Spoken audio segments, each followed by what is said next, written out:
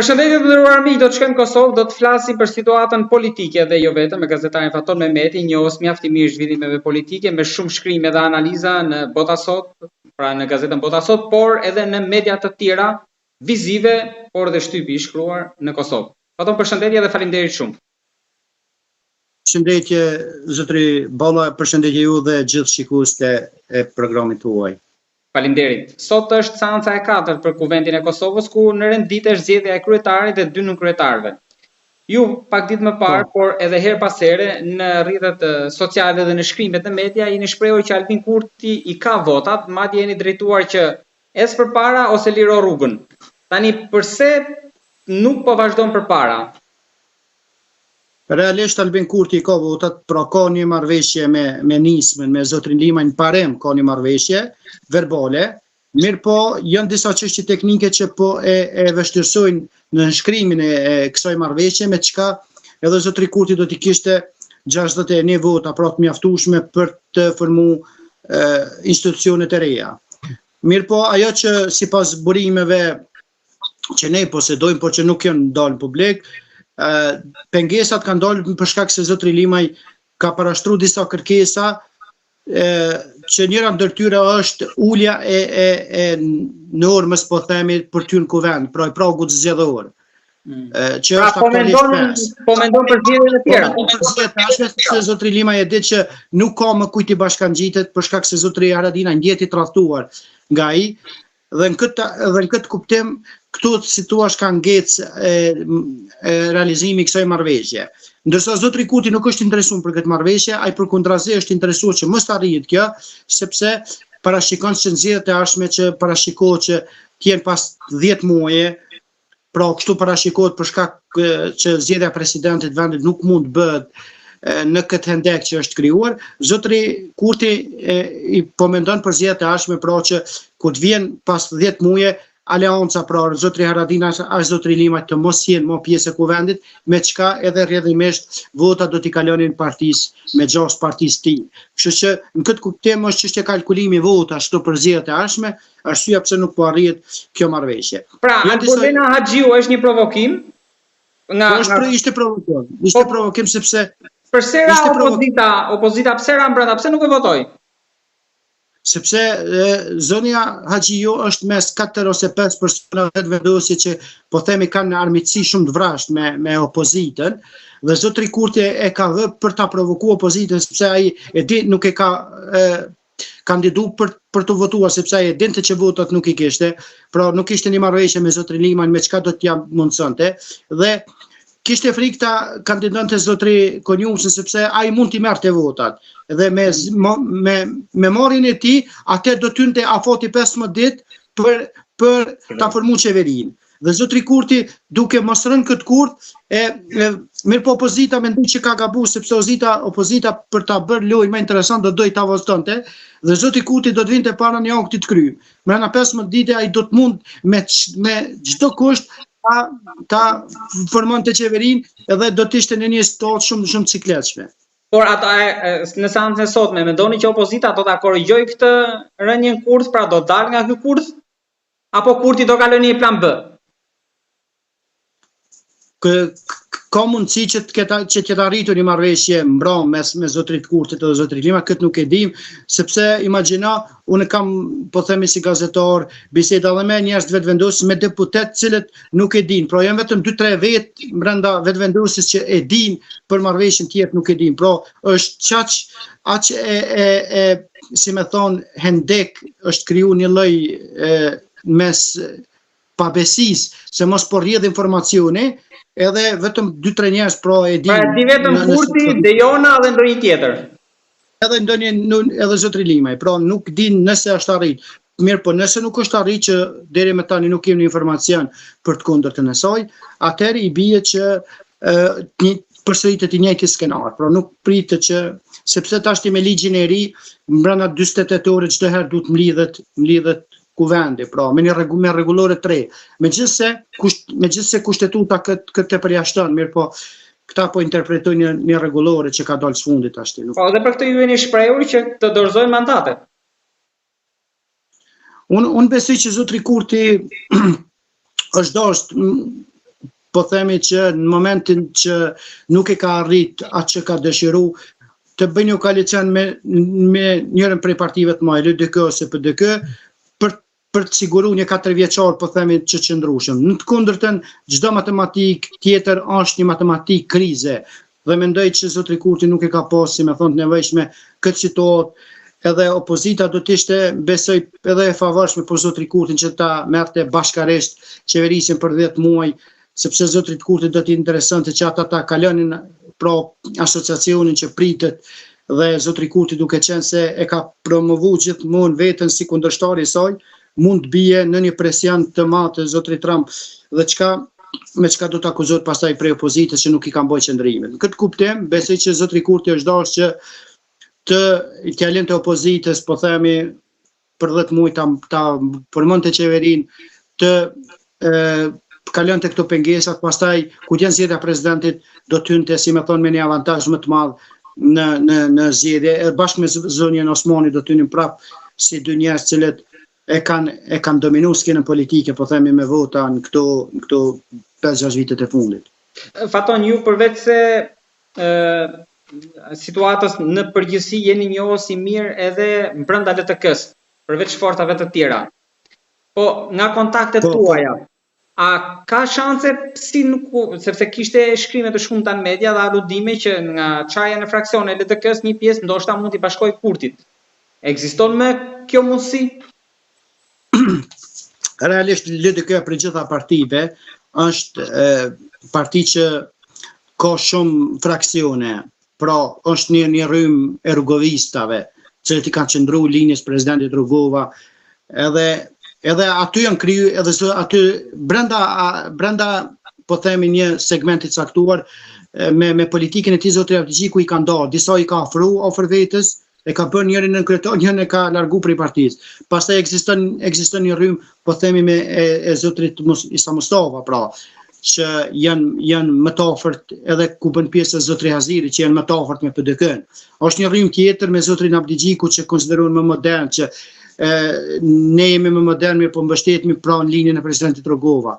Ka pas disa zëra, mirë po jo, nuk besoj, më tepër mund del ndonjë kandidat prej PDK-s tek LDK-ja se sa e kundërta. Nuk pres, pra nga kontaktet e mia nuk është se ka zëra që, sepse zotria Avdiqiku i ka flirtu shumë mirë njerëz cilët janë besnik këtij, që ata pak që kanë pas, po themi, ndonjë flirtim, po themi, me vetvendosin, nuk është se i ka kandidu. Ka kandidu vetëm njerëz shumë besuar ti. Mirë po, nëse flasmi për LDK-n në përgjithësi, në këtë situatë që është kriju, humbsi më i madh i gjithë këtij procesi është LDK-ja, sepse në vendin e tretë ka qenë, vendin e tretë ka mbet. Pra, e para, dyti është një parti që nuk i ka mbajtur qëndrimet e veta. Në njërin anë thotë ne nuk do të shkojmë, nuk jemi, ne qytetari na ka votuar për të mbetur në opozitë, dhe zotit Kurti ja adreson këtë, në anën tjetër thotë, nëse Kurti dështon ne jemi të gatshëm me marr përgjegjësi. Po kupton? Për çfarë përgjegjësie po merr ti kur po pozicionon veten në opozitë? Pra, po flirton, po themi me ky flirtim nuk është shëndetshëm për LDK-n, sepse qytetari i Kosovës rrugovisti, po themi vërtet, asnjëherë nuk e ka pranu flirtimin që ka pas me PDK, sepse PDK-ja LDK-ja në shkak pasojë, po themi, njëra tjetrës, krijimit saj, kanë divergjenca jashtëzakonisht mëdha, dhe kështu që do të ishte mirë të ruhen këto linja.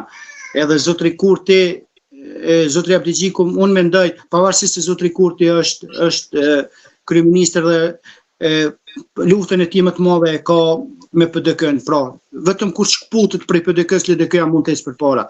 Derisa ekziston ky flirtim, kjo ngjizje, po themi, që ka ndodhur me PDK-n, që disa vite LDK-ja asnjëherë nuk mund të dalë prej vendit të re, do të mbetet gjithmonë aty.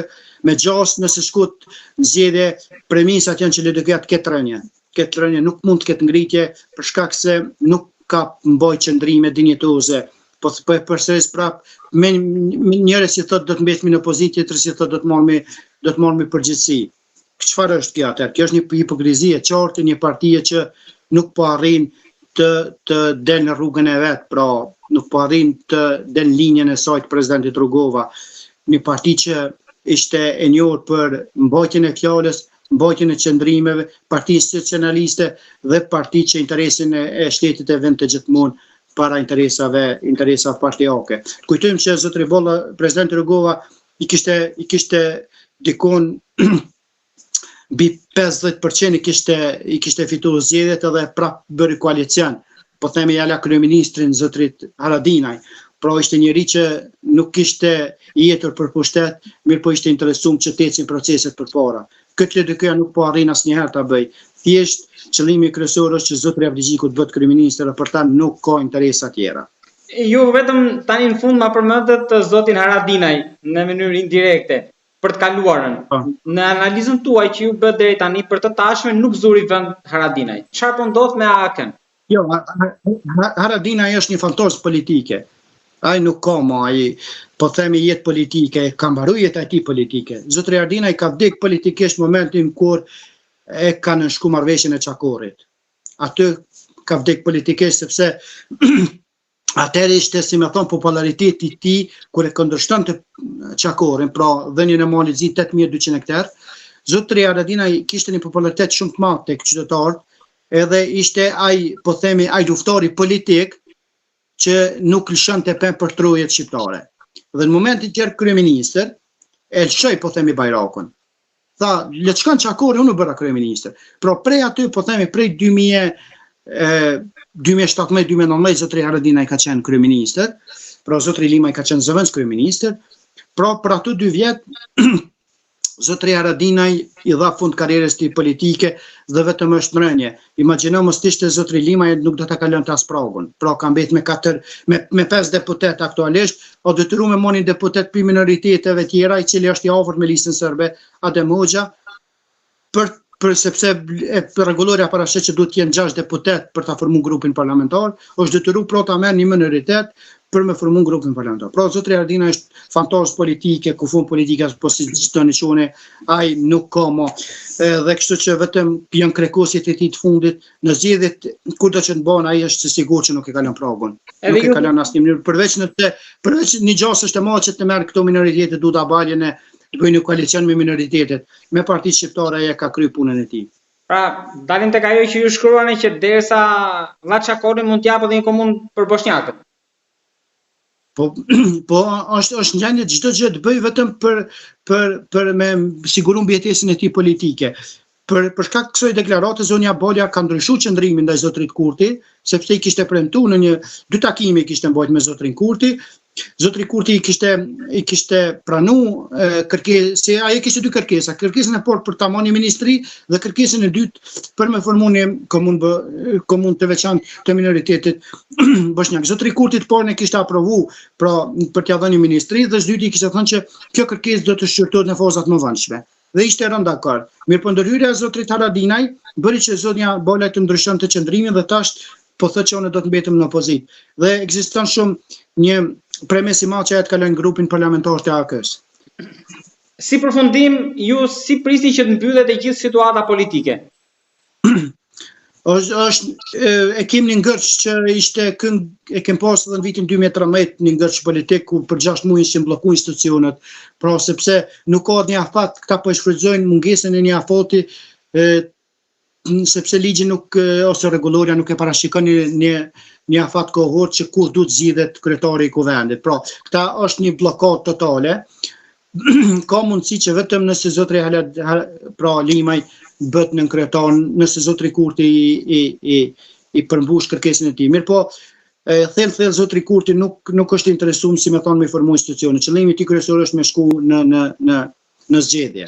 Pra, sepse ai e din fare mirë që shkurja ati në zgjedhje do ta linte AK-n dhe zotrin Haradinaj, zotri Limaj jashtë kuvendit.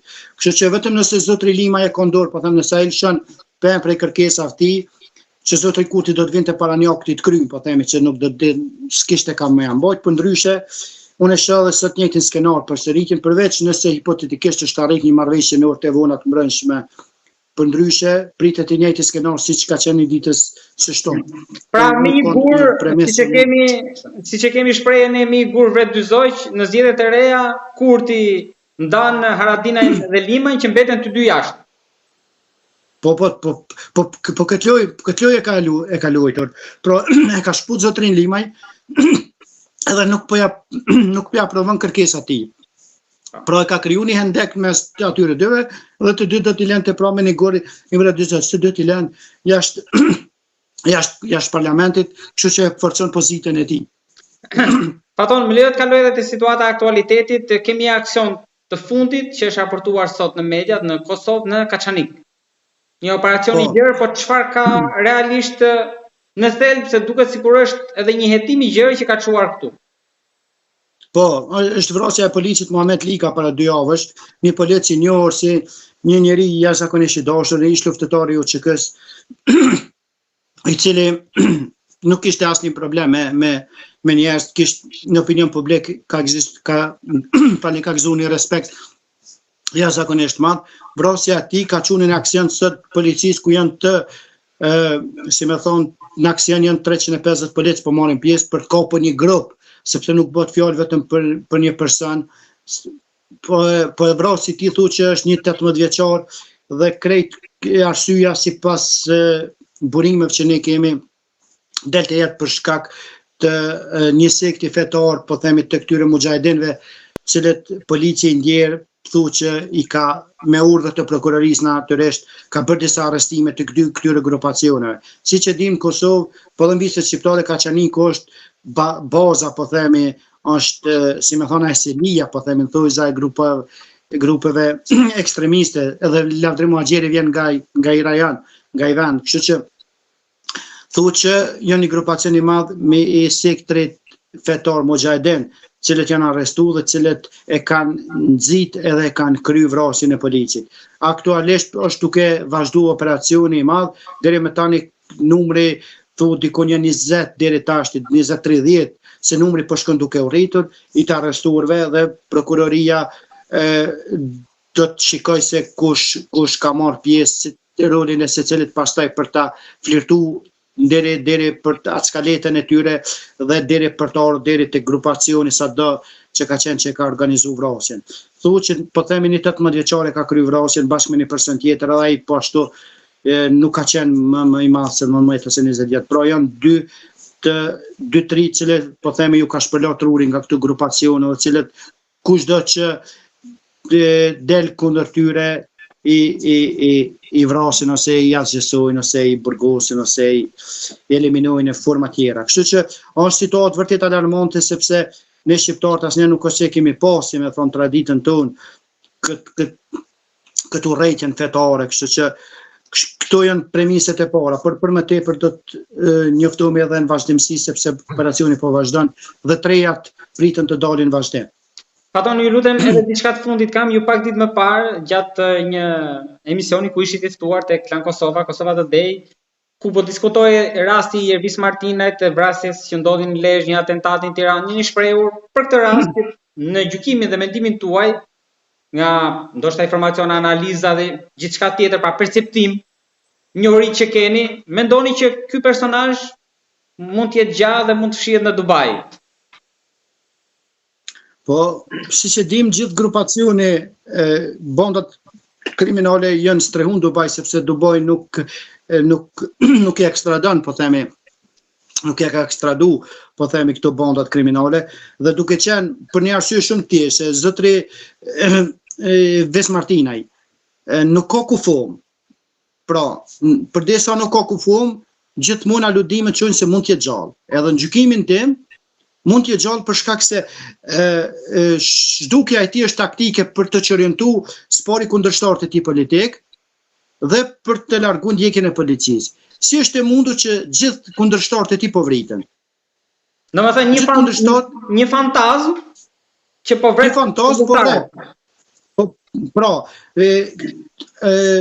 besoj që është taktikisht, po themi, taktik e Ves Martinajt, që Ves Martinajt kujtojmë që nuk ka qenë vetëm një udhëheqës i bandës ose një kriminal, ka qenë njëri jashtëzakonisht i zgjuar. Jashtëzakonisht ka qenë intelektin e ka pasur jashtëzakonisht zhvilluar dhe e di fare mirë se si funksionojnë këto gjëra.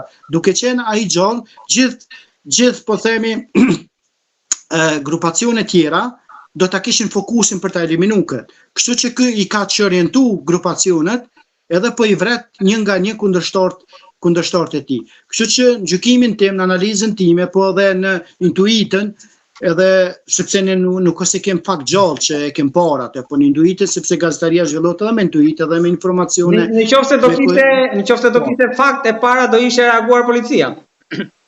Si sigurisht. Po ne na lejohet të themi, duke qenë edhe pjesë e mediave, të ngrim hipoteza të ndryshme dhe njërin do edhe në gjykimin tim që probabiliteti më i madh është që kjo të jetë e saktë, pra që Vis Martina jetë gjallë duke strehu diku në Dubai ose në një vend tjetër, ose në Ekuador, sepse edhe Ekuadori është jashtëzakonisht i njohur ku fshihen shumë grupacione kriminale shqiptare atje, duke qenë është në Dubai ose në Ekuador besoj që mund të jetë i gjallë dhe ai derisa të shkpus të rinjos bonde rivalet e tij më të mëdhej, vetëm atëherë besoj që do të mund ta kemi një shpërfaqje të tij spektakolare. Deri atëherë unë besoj që do të jetë i fshehur duke i vrarë, po themi, kundërshtarët e tij. Por si ja ka arritur që për kaq vite të fshihet që mos ketë asnjë gjurmë ti? Qoftë edhe se në Dubai, për shembull, të gjithë armiqtë e tij apo miq janë arrestuar, gjithë po ekstradohen. Po këta edhe ne kemi pas disa raste ku edhe një vrasës shumë i thjeshtë e ka ndruar identitetin e tij dhe ka jetu 5-6 vite, po themi në qetësinë e tij, sa i mund të jetë duke bërë një punë kështu shumë thjesht, duke me një emën po themi tjetër, me dokumentacione tjetër, dhe derisa të arrihet kjo të zbulohet, mund të kalojnë shumë vite. Kështu që unë nuk them që zotri Martinaj është diku në një vend i kështu në një bazë, po themi, duke u ruajtur nga grupacione. Sepse kështu më lehtë është identifikimi i tij. Po themi më vështirë është kur njerëz kalojnë në një qetësi, po themi ndrojnë identitetin, edhe mund të shojnë mjekrën, mund të vënë kapele, mund të bëjnë punë, po kupton, të ndryshojnë pak pamjen e tyre fizike, po themi, edhe të bëjnë një punë që askujt nuk ja merr mendja që mund ta bëjë ai. Po kupton, mund ta bëjë një punë diku të thjesht për disa vite dhe prej atyre, po themi, jep urdhra. Unë kështu besoj, sepse ne kemi pasur në Itali nuk më kujtohet një kriminal shumë i madh, i cili që kishte hapur një tunel. I cili ishte që diku 30 vite po e bënte një jetë shumë thjesht që askujt nuk ja merrte mendja. Imagjino dhe Radovan Karaxhiçi kur e kanë arrestu, ai ka qenë në një kafe duke ndej që ishte ndryshuar, askujt nuk i kishte shku mendja që ai mund të jetë. Pra vetëm një po themi një punë shumë e madhe e gjykatës, e prokurorëve, e njerëzve që specializuar për këtë punë kishin arrit pas disa vite ta identifikojnë. Kështu që zotëri Martinaj duhet disa vite për ta identifikuar që është ai. Pra ju prisni një rikthim pasi kusha të jetë zbrazur, njëri shfaqe. Po kjo është, po themi, gjithë kryefjala e gjithë kësaj që po e zhvillojmë, sepse ai, po them prap, nuk mund të jetë në Dubai në një vill duke i rrethuar nga truproja e tij, sepse kështu bien syri kollaj. Për më shtrojnë sy dhe për të fshehur gjurmë, më tepër këta po themi ndryshojnë identitetin, ndryshojnë pamjen e tyre dhe bëjnë një punë zakonisht që nuk e bëjnë. Dhe askujt nuk i vën mendja që ta zë mund të jetë bukpjeks mund të jem, po themi hipotetikisht, a? Askujt nuk mund të shkojë mend se me Vis Martina mund ta bëjë një punë. Po kupton tillë. Kështu që në këtë kuptim kemë raste shumë të njohur, siç e përmendëm në Itali dhe zotrin Karaxhiçi, shumë raste të tilla që kanë bërë punë ose jetë thjesht që askujt nuk ja kishte vrarë mendja dhe kur e kishin arrestuar zotrin Karaxhiçi, ne kishin thënë po ne këtu e kemi po për ditë s'na ka vojt mendja që ky mund të jetë me neve duke ndajt. Imagjino. Po themi Vis Martina i ka qenë njëri i zgjuar dhe i ka ditë këto punë se si shkojnë dhe besoj që është duke bërë një jetë thjesht diku, mirë po duke dhënë urdhër, po them që të eliminohen kundërshtarët e tij dhe vetëm atëherë mund të kemi një shpërfaqje të tij. Një bazë fort ka pasur në Kosovë. Urdhra? Një bazë të fortë ka pasur dhe në Kosovë. Po ka pasur vërtet. Ka pasur edhe në Kosovë një bazë të tij. Po të cilat më tepër janë karajoni penjes andaj këto grupacione të tij, në karajoni Dugaxhin, po themi. Atje mirë po, nuk është se prokuroria këtu ka zhvillu, po themi një hetim shumë të madh për të nxjerrë gjurmët e tij. Po zotri Martinaj më tepër edhe aktivitetin që kishte zhvilluar në Kosovë, e kishte zhvilluar me njerëz të Shqipërisë, po themi. Kishte prit në aeroport, kundërshtarët e tij kishte përcjell, nga po shkojnë sepse kundërshtarët e tij shpesh e kishin frekuentuar Prishtinën si aeroport për të ikur, po themi, atentateve në aeroportin e Tiranës, pra themi, kështu që kishte pas njerëz që kishin bekqyer, mirë po deri më tani nuk ka që kanë pas njerëz në Kosovë që kanë qenë njerëz vrasës, për themi shqiptarët e Kosovës, nuk kanë se kemi pas deri më tani një informacion tillë, po që kanë zhvilluar njerëz të tij aktivitetin e tij në Kosovë, po kanë pas. Patjetër. Faton, falenderoj shumë për analizën politike dhe të situatës së kriminalitetit. Të jam shumë mirënjohës për kohën dhe për çdo gjë. Respekte për juve, kalofshi mirë, shihemi hera tjera, shpresoj për të mirë.